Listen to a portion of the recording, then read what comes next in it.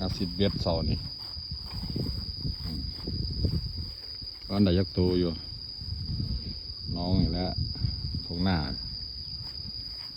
คัดเบ็ดตึงเหรอย่างปกติรุ่น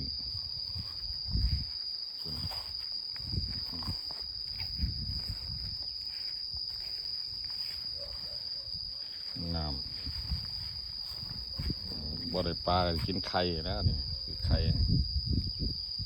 มาล่ะหากินตามประสาเนี่ยแหละรอดรุ่นอย่างน้อยก็ได้ประคอใหญ่